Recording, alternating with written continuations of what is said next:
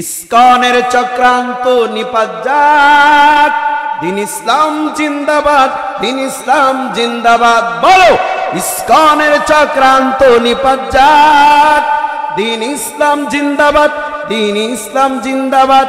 ইসকনের চক্রান্ত নিপাত যাক, দিন ইসলাম জিন্দাবাদ, দিন ইসলাম জিন্দাবাদ।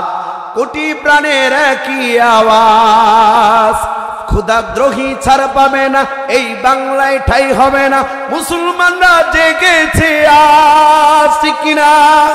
জোর কদমে সামনে চলো, বজ্র কণ্ঠে আওয়াজ তোলো, সবাই মিলে একই তালে দাও না স্লোগান, নারায়ে তাকবীর। দিন ইসলাম, দিন ইসলাম, দিন ইসলাম, দিন ইসলাম।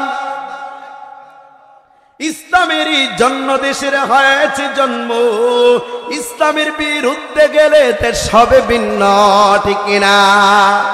ইসলামেরই জন্য দেশের হয়েছে জন্ম, ইসলামের বিরুদ্ধে গেলে দেশ হবে ভিন্ন।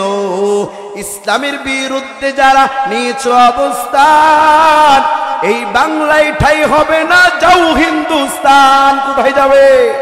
ইসকনের দালালেরা, কথা বলেন ঠিক কিনা?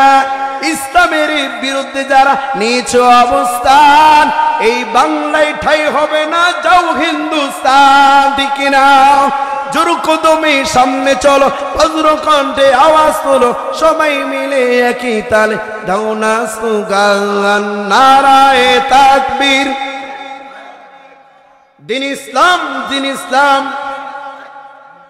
মুসলমানের এই দেশেতে ইসকনের ঠাই নাই, ইসকনের পক্ষে যারা তাদের কোনো রক্ষা নাই। মুসলমানের এই দেশেতে ইসকনের ঠাই নাই, ইসকনের পক্ষে যারা তাদের কোনো রক্ষা নাই, ঠিক কিনা? এই দেশেতে থাকতে হলে সাম্য মানতে হবে, এই দেশেতে থাকতে হলে সাম্য মানতে হবে। সাম্য না মানলে তারা বিতাড়িত হবে, ঠিক কিনা? জোর কদমে সামনে চলো, বজ্র কণ্ঠে আওয়াজ তুলো, সবাই মিলে একই তালে দাও না স্লোগান, নারায়ে তাকবীর। দিন ইসলাম, দিন ইসলাম।